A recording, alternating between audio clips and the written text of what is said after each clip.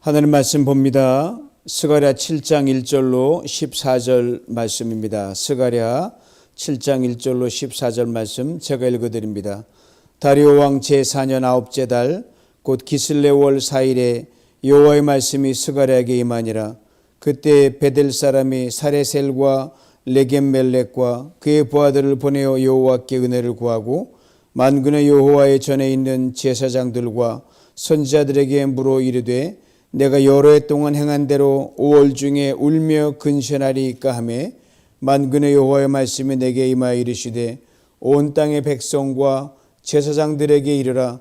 너희가 70년 동안 다섯째 달과 일곱째 달에 금식하고 애통하였거니와 그 금식이 나를 위하여 한 것이냐.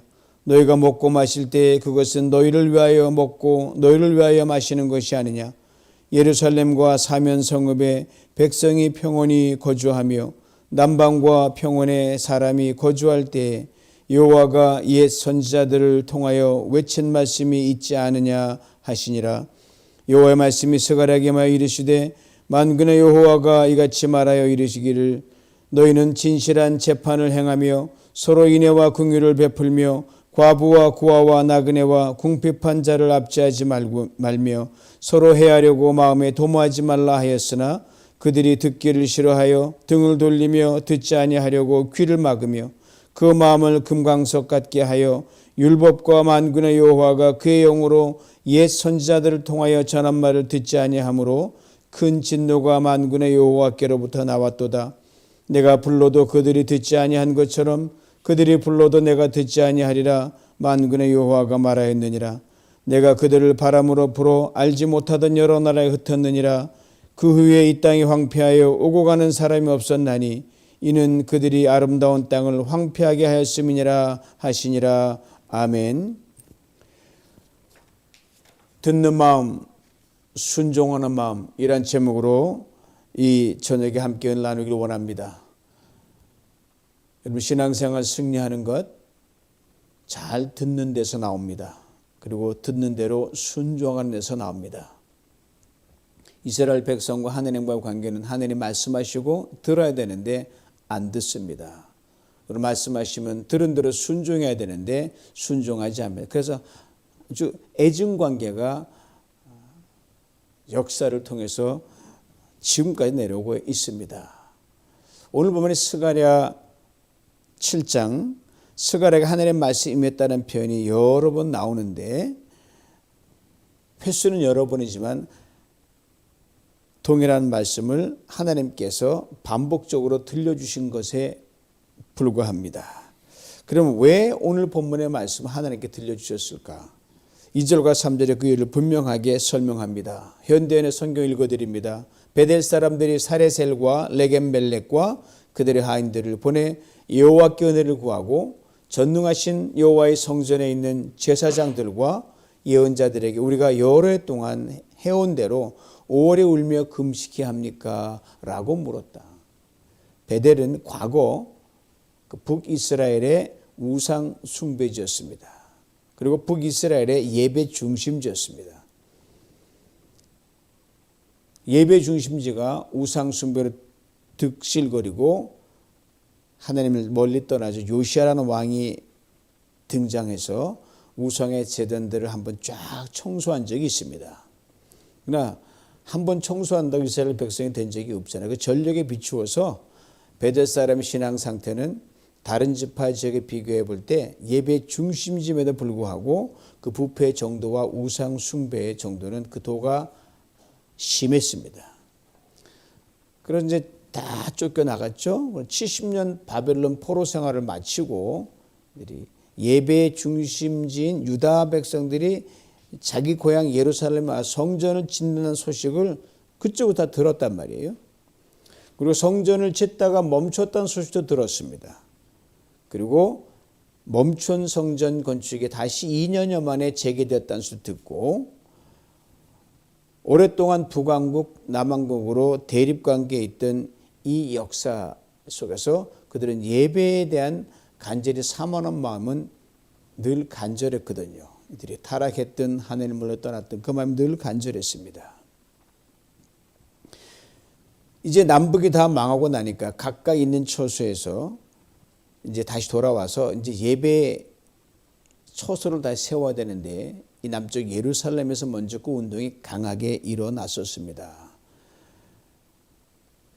그리고 이들이 바벨론에 가서 무너진 성전과 자기의 모든 고향 터전을 생각하면서 금식하면서 울부짖으며 하나님께 기도를 했어요. 그 고향을 생각하면서 4차례를 금식을 했는데 그 가운데서 이들이 포로로 잡혀가 돌아온 그 귀환한 후에도 이스라엘은 4번의 절기를 지키면서 금식을 했는데 특별히 성전 파괴를 기념하는 절기가 오늘 본문에 나오는 그 금식 절기입니다. 자, 성전이 없을 때는 성전을 애타게 세워지기 기다리면서 금식했는데 지금 성전이 버젓이 있고 이제 회복돼서 이제 그 성전을 기뻐 찬양하며 예배를 드리는 원래의 모습으로 돌아가야 되는데 거기서 이들이 고민이 생긴 거예요. 이 금식 절기를 다시 이 회복된 상태에서 지켜야 되냐 말아야 되냐 고민이 생기고 궁금증이 생긴 거예요. 이에 대해 북쪽의 베델에 있는 사람들이 자기들도 이제 뭐 같은 민족이니까 남북 나눠지지만 이걸 의제로 들고 대표단을 남쪽 예루살렘에 파송하게 됩니다. 오늘 본문이 바로 앞 본문이 2단락 내내 앞단락에 바로 그걸 말하고 있거든요. 이 북쪽 베델 사람들의 자기들만 어떻게 그 종교적인 금식의 그 의무에서 벗어나는 편협한 생각이 아닌가 그렇게 보이지만 북쪽과 남쪽 전 이스라엘 민족이 깊이 생각해야 하는 민족적인 사안이었는데 아무도 그것을 의지에 내놓고 감히 이렇게 다루려고 하지 않았습니다. 하느님도 이것에 대해서 깊이 관심을 가지고 있었거든요. 얘들이 돌아왔는데도 왜 기뻐 예배하기보다는 절기에 치우쳐서 금식하며 이렇게 난리를 칠까? 그때 베델 사람들이 용기를 내서 총대를 맨 거예요. 하나님 이것을 모두의 관심사로 돌리시면서 이 스가랴 선지자를 통해서 말씀하기 시작을 합니다. 그리고 우리 모두가 깊이 새길 교훈으로 일깨워 주시고 다시 한번 우리 귀에 들려주시는 겁니다. 오늘 본문에 이 용기 있는 베델 사람 누구였는지는 이름이 나와 있지 않습니다. 무명의 사람들이었고 참으로 귀한 사람들이었습니다. 이 대목에서 하나 감동적인 걸 하나 보게 되는데요. 이 베델 사람들이 겸손했다는 사실입니다. 사실 굳이 예루살렘으로 사람 보낼 필요 없어. 너희들은 너희들끼리 잘해라. 우리는 우리끼리 하겠다라고 기도하는 중에 깨우침 받고 금식할까 말까 이걸 자기들의 투표로 해서 결정하면 됩니다. 그런데 예루살렘 대표단을 보낸 거예요. 그 당시에 예루살렘 사람들은 북쪽에 있는 그 베델 사람들을 아주 우습게 알았던 사람들이에요. 그럼에도 불구하고 베델 사람들은 그래도 형제인데 우리를 무시해도 화평하게 이거를 잘 풀어가자라고 하면서 사람을 보내어 당신들의 생각은 어떻습니까? 우리 생각은 이러한데.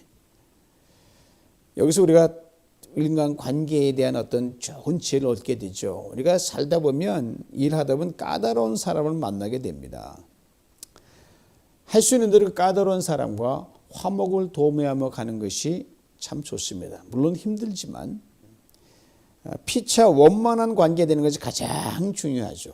다 너희들에게 선대하고 원만하고 저쪽도 마찬가지고 나는 아무리 부드럽고 원만하게 되어서 까칠까칠하면 우리 사람 아닙니까? 그래서 좀 어려움을 겪을 때가 있죠.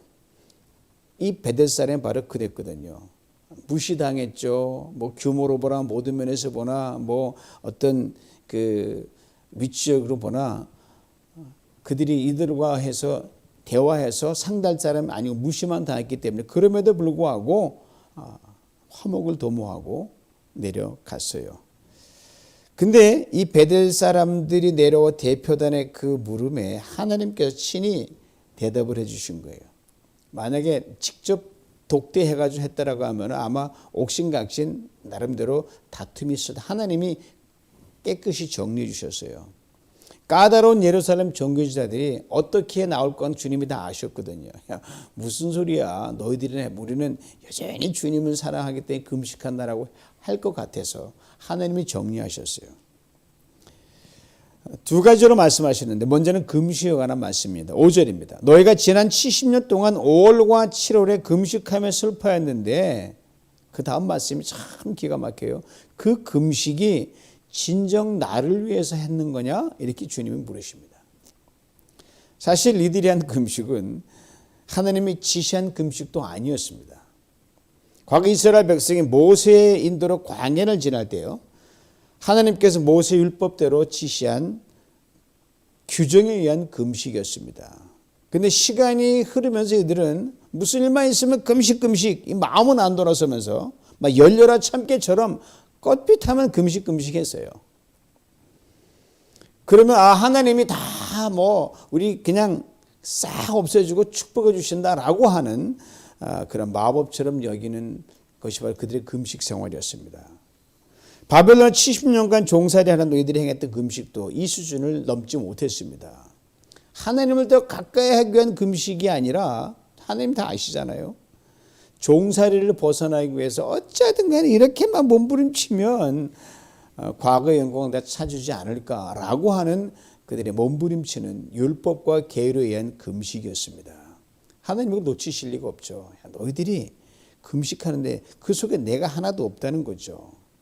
그리고 포로 시절 다 지나고 고향에 돌아와 하나님의 강권적인 역사로 나름대로 이렇게 성전을 세우고 회복이 되어가고 있는데 세월이 흘러도 그 버릇 그대로 있는 거예요. 북쪽에 있는 베델 사람들이 그걸 보니까 이게 아닌 걸 깨달았단 말이에요. 그래서 그들이 놓쳤던 금식의 정확한 의미를 일깨워 주셨습니다. 그리고 이어지는 6절에도 이렇게 말씀하십니다. 너희가 먹고 마실 때 그것은 너희를 위하여 먹고 너희를 위하여 마신 것이 아니었느냐.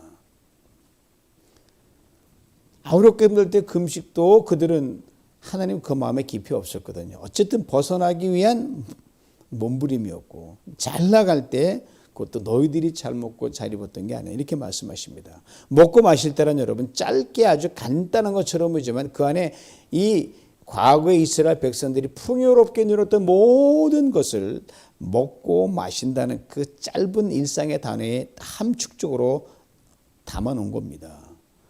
이걸 하나님께 이어지는 7절 아주 구체적으로 이렇게 코멘트를 달아주셨습니다. 그때 예루살렘과 그 주위의 여러 성읍에는 거절한 사람의 수가 불어나고 잘 나갈 때 막 팽창했거든요. 사람들이 마음 놓고 살았다. 남쪽 네겝과 스볼라 평원에도 사람의 수가 불어났다. 이스라엘 그 지경이 참 막 뻗어나갔거든요. 감히 작은 민족이 그렇게 하나님 도움에 강하게 뻗어나가니까 주변의 강대국도 감히 이스라엘을 범접하든 뭐라고 하지 못했어요. 강대국이었어요. 남쪽 네겝과 스볼라 평원이란 이스라엘 지금 나무로 계속 이 남진을 한 거죠. 농업과 목축업이 아주 활발하게 발달했었습니다. 이런 풍요와 형통의 때에도 이스라엘 백성들이 하나님께 집중하지 않고 하나님의 마음을 자주 아프게 했다는 것을 상기시키는 겁니다. 이 말씀을 통해 하나님 일깨워주시고 하는 말 한 가지는 이거였어요. 평안할 때도 정신을 못 차리고 감사를 잃어버리고 나를 홀대했던 너희들 아니었냐. 어렵게 힘들다고 금식은 하고 있었지만 너희들 그 금식 정말 나를 향하였던 금식이었냐? 물론 그들은 금식할 때 그 머리에 죄를 뒤집어 가서 옷 찢고 그거 그대로 하거든요. 근데 그 마음은 아니란 말입니다. 그래서 성경은 이 이스라엘 백성이 이런 외적으로 어떤 형식적으로 금식에 대해 하나님이 누차 이렇게 말씀하셨어요. 너희가 옷을 찢지 말고 마음을 좀 찢어라 이렇게 말씀하셨습니다. 자, 예루살렘 성전 아름답게 지어져 가고 있을 때 무슨 금식이 필요합니까? 하나님이 강권으로 옮겨놨으면 찬양을 하고 다시 예배자로 돌아서야 되는데 축제를 벌이고 예배자로 서야 돼요. 그런데 아직도 절기를 쫓아 금식하는데 아직 목숨을 걸고 있다는 말입니다. 급기야 베델의 그 무명의 사람들 보니까 너무너무 한심한 거예요. 뭐가 더 중요한지 알려고 대표단을 보내 하나님의 뜻을 구하고 하나님이 베델 사람들의 용기와 그 결심을 귀히 여기셨습니다.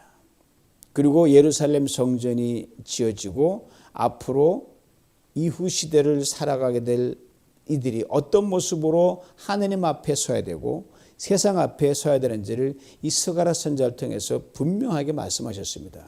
이게 바로 후반부에는 8절과 10절 말씀이에요. 금시에 관한 첫 번째 말씀이어서 두 번째로 스가랴에게 말씀하시는 대목입니다. 근데 이 말씀이 처음 듣는 말씀이 아니거든요. 기회 시대만 하나님 누누이 말씀하셨어요. 보면은 계속 성경이 반복적으로 주기적으로 반복적으로 말씀하시는 거거든요. 선지자를 통해서 수없이 말씀하시던 말씀이었어요. 그러니까 8절에 이어지는 하나님 두 번째 말씀은 과거의 말씀을 리핏하는 그 말씀이에요. 무슨 말씀인지 한번 들어보시죠. 8절로 10절 말씀 현대인어 버전 읽어드립니다. 여호와께서 스가랴에게 다시 말씀하셨다. 오래전에 나는 내 백성에게 이렇게 말하였다. 너희는 공정한 재판을 하고 서로서로 자비와 온정을 베풀며 과부와 고아와 외국인과 가난한 자를 억압하지 말고 남을 해칠 계획을 꾸미지 말아라. 이 말씀에 벌써부터 외국인에 대한 대우가 들어있습니다. 요즘 미국, 한국, 불법 이민자들이 아닌 모두 이 국경을 막리한만이 많이 문제가 있지 않아요? 또 우리 대한민국에도 굉장히 많은 어떤 외국인들이 들어와 귀하다고 살고 있습니다. 어떻게 이들과 함께 어울려 갈까? 오래전 수천 년 전에 하나님께서 이렇게 하라고 지침을 이미 말씀해 주셨어요.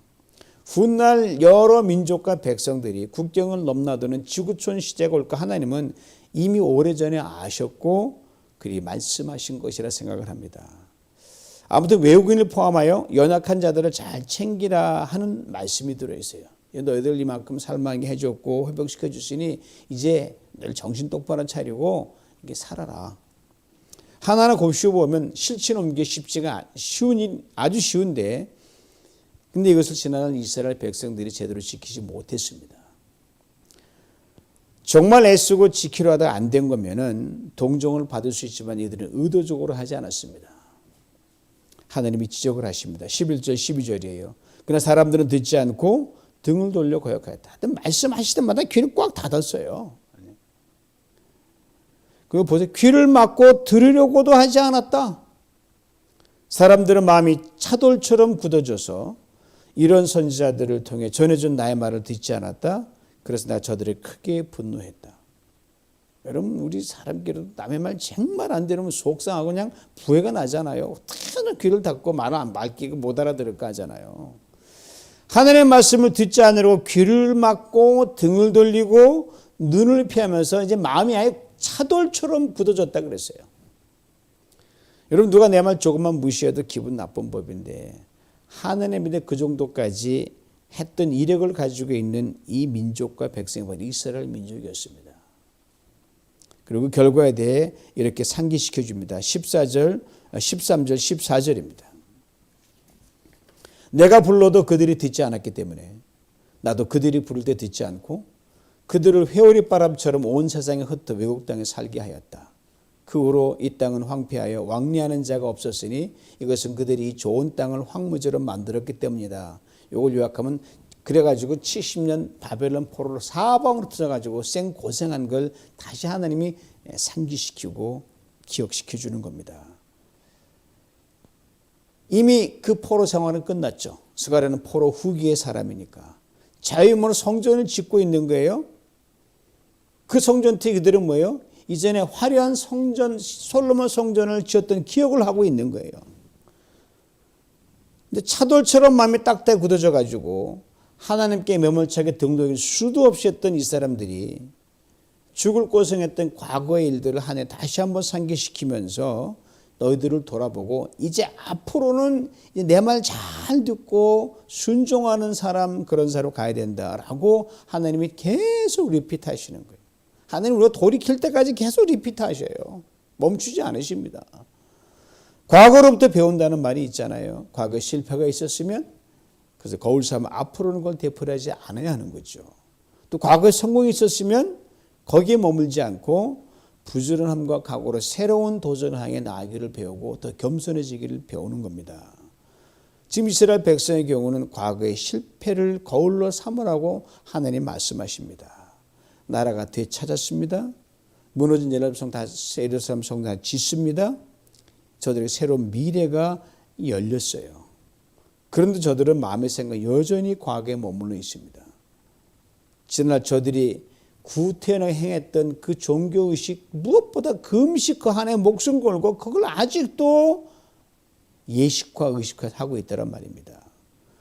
마음과 삶이 하나님의 새 시대에 맞는 그런 모습으로 변하지 않고 오로지 그들은 과거에 했던 모습을 그대로 하고 있어요. 하나님이 이런 모습을 안타깝게 생각하셨죠. 너희들 70년 포로의 생활, 그 이전의 생활을 벌써 잊었냐? 이 말씀대로 스가랴서는 포로 후기 시대를 살아가는 사람들에 대한 하나의 프리딕션, 이렇게 살아가는 큰 그림을 보여주시는 거예요. 구약의 마지막 시대를 여는 것이 바로 포로 후기 시대거든요. 신약 시대 직전에.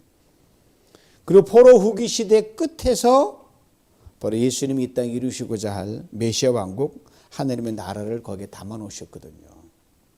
그러니까 오늘 본문의 말씀을 통해 예수 그리스도를 통해 이루고자 하시는 새 나라, 새 시대에 걸맞은 백성 하나님 미리 준비시키려고 이 말씀을 하신 거예요. 그걸 주문하고 있는 거예요. 하도 말을 안 듣는 백성이니까 계속 반복하시는 거예요. 새 시대가 열린다. 내 말 똑바로 듣고 순종하. 이제는 정말 새 시대에 맞는 백성이 되라. 그런데 이 말씀 하고 나서 포로 후기가 어떻게 전개됐는지 아세요? 그 포로 후기 시대 직후와 신약성이 열려지기 시대를 신약과 구약의 중간 시대라고 이 교회사에서 얘기합니다. 약 400년가량 되는데요. 그러면 400년이 황금기로 다듬어져야 됩니다. 그냥 종교 부흥, 신앙 부흥이 일어나야 되는데 아이러니하게도 하나님이 철저히 침묵하시는 완전 침묵 시대로 모두로 하나님이 돌아가셨어요. 깜깜한 암흑 시대가 돼버린 거죠. 그러니까 베델의 무명한 사람들의 촉발된 금식 절개 문제를 통해 하나님은 다시 남과 북 온 이스라엘 앞으로 새 시대에 이렇게 살아가라고 신신당부하고 말씀하셨는데 그 이후로 400년 동안 이들은 전혀 고쳐지지 않았어요. 그러니까 진짜 귀 막고 입 막 다 막았어요. 너무너무 정도가 심했기에 하나님 완전 침묵으로 돌아섰었습니다. 너무너무 안타깝죠. 수천 년이 흐른데 21세기를 살고 있는 우리들에게 그럼 이 옛날에 이루었던 이 깜깜한 암흑시대, 불순종의 시대를 어떻게 우리는 오늘의 적용해 살아가야 될 것이냐. 두 가지로 압축됩니다. 아주 심플해요. 하나님은 예나 지금 똑같아요. 하나님 먼저 이런저런 모양으로 말씀하시거든요. 그때 마음을 열고 그냥 귀담아 들으라는 거예요. 듣는 즉시 순종하는 겁니다. 신앙생활 잘하는 비결은 두 가지밖에 없어요. 듣는 마음, 그 다음에 순종하는 마음, 이 둘만 있으면 여러분 신앙생활 잘할 수 있습니다. 인간관계에서 가장 힘든 사람이 누구예요? 남의 말 정말 안 듣는 사람이에요. 들어야 될 말을 안 듣는 사람이에요. 혹 들어도 자기가 듣고 싶은 말만 듣는 사람입니다. 대책이 안 서요. 그리고 성경은 말하잖아요. 듣기는 빨리빨리 속히하고 말하기는 더디하라. 또 나의 말 잘 듣지 않는 사람으로부터는 남을 유익하게 하는 행동을 기대하기 어렵습니다. 모든 행동이 자기 중심적으로 움직이기 때문이에요. 성경에 바로 듣는 마음, 순종하는 마음이 열리지 않아서 이 정상에 올랐다가 바닥으로 곤두박질 친 장본인이 하나 있습니다. 여러도 있지만 그 대표적인 인물이 누구냐? 이스라엘의 초대왕 사울이에요. 하나님께서 사울을 임금으로 삼으신 이유가 뭐냐면 그가 겸손했기 때문이고 듣는 귀가 열려 있었고 듣는 마음이 열려 있었기 때문에 그를 특별히 뽑아서 왕으로 삼았었어요. 그가 임금이 돼서 처음에 정말 잘했습니다. 그런데 시간이 흐르면서 그의 마음이 교만해지기 시작했습니다. 하나님의 말씀에 순종하지 않았기 때문에 나의 말 안 들으면 교만할 수밖에 없습니다. 딱딱해질 수밖에 없어요. 급기야 무슨 말을 해도 자기 중심적으로만 듣습니다. 자기 방식대로 행동했습니다. 어느 날 결정적인 순간이 찾아옵니다. 사울이 아말렉과 전쟁을 하게 되는데 하나님께서 아말렉을 철저히 진멸하라고 하나님 말씀하세요. 살려두지 말라고 하셨어요. 참 오늘날 관점에서는 참 이해가 좀 다 되지 않지만 하나님 명령이 딱 떨어졌어요. 근데 사울 왕이 이 말을 귀담아 듣지 않았습니다. 듣지 않으니 순종할 리가 없지요. 사무엘 선지자가 와서는 왕이시여 왜 이렇게 했습니까? 라고 정확하게 지적을 했는데 그때 사울은 정직하지도 못했습니다. 변명과 핑계로 위기를 모면하라고 했습니다. 그리고 이렇게 말해줬어요. 사무엘상 15장 22절 유명한 말씀입니다. 여호와께서 번제와 제사를 그의 목소리를 청종하는 것을 좋아하심같이 좋아하시겠나이까. 아무리 양을 수백만 마리 잡아보십시오. 하나님 말씀 듣는 것도 중요하다는 거예요. 순종이 제사보다 낫고 듣는 것이 수양의 기름보다 낫습니다. 하나님이 양이 없어서 당신에게 하라겠습니까? 귀 열고 들으시고 순종하는 게 제일 하나님이 넘버원 프라이어리티라고 이렇게 말씀했어요. 이 일로 사울은 하나님께 버림을 받았습니다. 사랑하는 성도 여러분, 하나님께서는 듣는 마음과 순종하는 마음의 사람을 사용하십니다. 높여주십니다. 특별히 하나님의 교회를 섬기고 세우는 일에는 더더욱 그렇습니다. 그러면 예외가 없어요. 하나님 우리 모든 사정을 잘 알고 계십니다. 잘 알고 계시죠? 그리고 우리에게 감당할 사명을 정확하게 맡기십니다. 잘 듣고 잘 순종한 사람은 반드시 복을 주십니다. 형통하게 하십니다. 말씀을 통해 찬양을 통해 이런저런 인생의 일을 통해서 우리 하나님은 시시각각으로 쉼없이 우리에게 말씀을 들려주셔요. 그걸 내게 들리신 음성으로 새겨 듣고 그 말씀 따라 잘 순종하는 우리 모두가 될 때 하나님이 어떻게 이런 인생을 복을 주시고 형통케 하는지 분명히 보여주는 그런 복된 성도님들 다 될 수 있기를 주님의 이름으로 축원합니다. 전능하신 아버지 하나님 감사합니다. 창세부터 오늘까지 하나님은 직접 말씀도 하시고 선지자를 통해서 말씀도 하시고 이런저런 사건과 일들을 통해 우리가 쉼없이 말씀하셨는데 하나님 인간이 귀가 둔하여 하나님 마음을 아프게 했고 또 원위치로 가서 또 우리 귀를 훈련시킬 때 하나님 들으라 할 때 우리가 듣고 왔지만 또 지속되지 못하여 하나님과 애정관계가 쉬업태프로 됐고 그것을 보여주는 민족이 이스라엘 민족이고 이걸 말씀을 통해 우리가 보고 있습니다. 하나님 이 하나님의 말씀을 통해서 우리가 들을 수 있는 하나님의 음성을 정확하게 들을 수 있는 귀를 늘 열어 주시옵소서. 그 들은 말씀을 통해 우리가 아버지 어떻게 할까를 하나님 감동 주실 때 지체하지 않고 그대로 행동에 옮기는 순종하는 사람들에게 만들어 주시옵소서. 하나님 맡기실 땐 감당할 힘도 주시고 은혜 주신다고 말씀하셨사오니 아버지 아멘으로 받아들이는 가운데 이제는 이만큼 살아왔으니 이만큼 하나님 우리에게 은혜를 주셨사오니 순종과 듣는 길을 가진 사람으로서 하나님 기뻐하게 하며 그 하나님 기뻐하는 자가 받을 복이 무엇인지를 받아 누리는 우리 모두가 되게 하여 주시옵소서. 예수님의 이름으로 기도하옵나이다. 아멘.